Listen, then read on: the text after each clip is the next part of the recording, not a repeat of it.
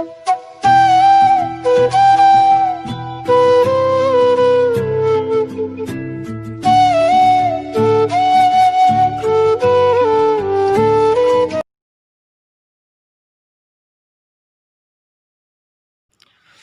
to Kholeshwar Genius CBSE School, Ambazogai. In last lecture, we discussed about the natural and human-made things. We see our first chapter, environment. Now discuss about the remaining part.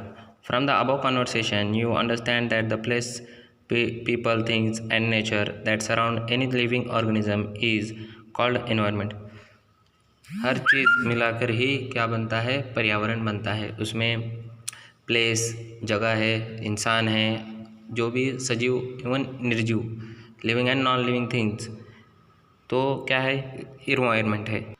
It is a combination of natural and human made phenomena, while the natural environment refers to both biotic and abiotic conditions existing on the earth. जैविक और अजैविक चीज़ों के से ही क्या बनता है, पृथ्वी का पर्यावरण बनता है। Human environment reveals the activities, creation and interaction among human beings. और जो ह्यूमन बींग्स हैं, जो इंसान हैं, उनके आपस के जो भी एक्टिविटीज़ है, कृति है या कोई भी बातचीत है, इससे क्या होगा, जो भी इन्वायरमेंट है वो रिवील्स होगा, मतलब तैयार होगा। मतलब क्या होगा, हम जो इंसान है वो पर्यावरण को कंट्रोल कर सकते हैं कि पर्यावरण कैसा अच्छा है या अच्छा रख सकते हैं। इसलिए इंसान का इंटरेक्शन, मतलब उनका एक दूसरे से बात करना बहुत ज़रूरी है। The natural environment, land, water, air, plants and animals comprise the natural environment. You are familiar with the meaning of lithosphere, hydrosphere, atmosphere and biosphere from your previous class. Let us learn some more facts about the domains. पिछली कक्षा में हमने सीखा है कि क्या होता है जलावरण, शिलावरण, वातावरण और जैव विविधता या जीवन।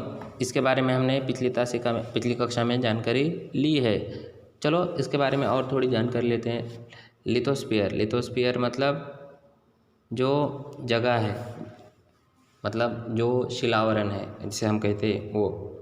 इज़ द सॉलिड क्रस्ट और the hard top layer of the अर्थ, जहाँ पर हम रहते हैं। इट में up of rocks and minerals and covered by a thin layer of soil. It is an irregular surface with various landforms such as mountains, plateaus, plains, valleys, etc. Landforms are found over the continents and also on the ocean floors. मतलब यहाँ पर हर चीज़ देखने मिलती है। यहाँ पर हमें पहाड़ देखने को मिल सकते हैं, यहाँ हमें पठार देखने को मिल सकते हैं, यहाँ हमें अच्छे मैदान देखने को मिल सकते हैं, यहाँ हमको दरी, यहाँ पे अच्छे चीज़ें देखने को मिलती है। इवन लैंडमार्क्स कहाँ दिखाई देते हैं, समंदर के बीच में भी लैंडमार्क्स दिखाई दे सकते हैं। Lithosphere is the domain that provide us forest, grasslands of grazing land और agriculture and human settlements. It is also a source of mineral wealth. The domain of water is referred. तो यहाँ पर हम क्या देख सकते हैं, यहाँ पर ज़मीन पर ही हमारा जीवन है, ज़मीन पर ही हम सब कुछ कर सकते हैं। और उसके आगे है hydrosphere. The domain of water is referred to as hydrosphere, यानी जलावरण को हाइड्रोस्फीयर कहा जाता है। कंप्राइज, और जितना भी पानी है ये यहाँ पर दिखाई देता है। Comprise various source of water and different types of water bodies like rivers, lakes, seas, oceans etcetera. जितने भी तरह का पानी होता है उसे हाइड्रोस्फीयर या जलावरण कहते हैं। It is the essential for all living thing organisms. हमारे लिए सजीव सृष्टि के लिए पानी होना बहुत ज़रूरी है। The atmosphere is the thin layer of air that surrounds to the earth. The gravitational force of the earth holds the atmosphere around it. It protects us from the harmful rays and scorching heat of the sun. Atmosphere क्या करता है, वातावरण क्या करता है, वातावरण हमें ज़िंदा रखता है, वातावरण हमें हर चीज़ पहुंचाता है। जैसे सूर्य की किरणें हैं वो हमें तक तेज़ पहुंचने नहीं देता है, और ये हमारे लिए बहुत ज़रूरी है क्योंकि इस वातावरण में ही क्या है, ऑक्सीजन, नाइट्रोजन सब वायु हैं, इसलिए एटमॉस्फेयर का होना ज़रूरी है। It consist of a number of gases, dust and water vapour. The changes in the atmosphere produce changes in the weather and climate. वातावरण में बदल हुआ तो हवामान में भी बदल हो जाता है। Plant and animal kingdom together make biosphere और the living world. It is a narrow zone of the earth where land, water and air interact with each other to support life।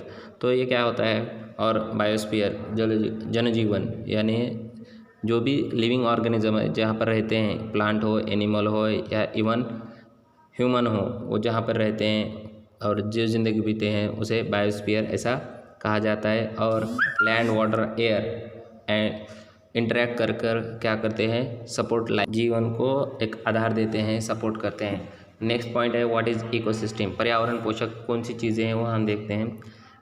At an NCC camp that Ravi's class was attending, JC exclaimed, "What a heavy downpour!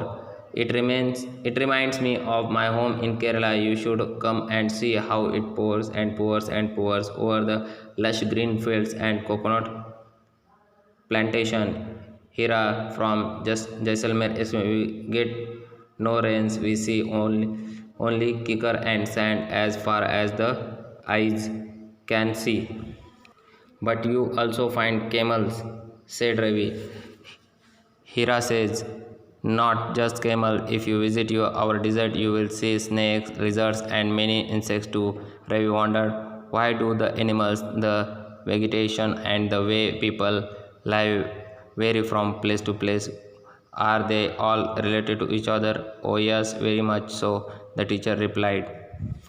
देखो क्या होता है, ecosystem के बारे में जानकारी लेने से पहले यहाँ पर रवि एनसीसी कैंप के लिए गया हुआ है। वहाँ पर क्या होता है, एक हमें क्या कहते हैं उसे, पानी का दबदबा है जो वहाँ पर देखते हैं बच्चे और कहते हैं कि कितना, जैसे कहते कितना अच्छा है, तब उसको लगता है कि क्या लगता है उसे, वो सोचने लगता है कि मेरे गांव में यानी केरला में ऐसे बहुत सारे झरने हैं, ऐसा वो कहता है, जो चारों ओर खेती के आजू बाजू घूमते रहते हैं। वैसे हीरा कहती है जैसलमेर में हमारे पास पानी ही नहीं है, जहाँ अब तक आप देख सके वहाँ तक सिर्फ रेत ही रेत है। तो रवि कहता है वहाँ पर कैमल तो हैं, ऊँट तो हैं, तो हीरा से ऊँट ही नहीं है, सांप हैं, फिर उसके बाद अलग अलग हमारे जीव हैं। रवि कहता है कि ये ज़िंदगी ऐसे क्यों लोग जीते हैं, मतलब एक जगह से दूसरी जगह पे अलग अलग क्यों रहते हैं, या फिर अलग अलग क्यों ये काम करते हैं, या इनमें कोई रिश्ता है। तो टीचर कहते हैं yes, all plants, animals and human being depend on their immediate surrounding, often they also interdependent to each other. This relation between the living organism as well as the relation between the organism and their surroundings from an ecosystem. There could be an ecosystem of large rainforest, grassland, desert, mountains, lake, river, ocean, and even a small pond. Do you think the park in which Ravi and his friends played formed an ecosystem? जब बच्चे एक दूसरे से ऐसे सवाल पूछ रहे थे तब टीचर क्या कहते हैं कि हाँ, इन सब में एक रिलेशन है। इस जहान में, इस पृथ्वी पर जो भी एक दूसरे से कनेक्टेड कैसे है, जैसे उसके वातावरण से हैं। अगर वातावरण ना हो तो वहाँ ज़िंदा नहीं रह सकता, चाहे बर्फ़ हो, चाहे रेगिस्तान हो, चाहे मैदान हो, वहाँ पर सब में कुछ ना कुछ एक रिश्ता ज़रूर है। और यही क्या है, यही हमारे इकोसिस्टम है। इकोसिस्टम है मतलब यही है हमारी जीवन पद्धति है, यही हमारा जीवन है, यही हमारा पर्यावरण है, ऐसे टीचर उसे कहते हैं। अब आगे देखते हैं ह्यूमन एनवायरनमेंट, मानवीय पर्यावरण कैसा है। Human beings interact with the environment and modify it according to their need. Early humans adopted themselves to the natural surroundings. They had led a simple life and fulfilled their requirements from the nature around them. With time, needs grew and became more varied. Humans learn new ways to use and change environment. They learn to grow crops, domestic animals, and lead the settled life. The wheel was invented. Surplus food was produced. A barter system emerged. Trade started, and commerce developed. The Industrial Revolution enabled large-scale production. Transportation became faster. Information revolution make communication easier and slippy across the world। जहाँ तक हम देख सकते हैं कि मानवीय पर्यावरण क्या है। मानवीय पर्यावरण ये है कि हमारी ज़रूरत के हिसाब से हमने पर्यावरण को ढाल लिया है। पहले हम सिर्फ खाने पीने की हमारी ज़रूरत थी, अब क्या हो गया, अब टेक्नोलॉजी का विकास हो गया, इसलिए हर चीज़ ने हमने प्रकृति को ढा लिया है। जहाँ जंगल थे वहाँ तोड़कर हम रहने लगे।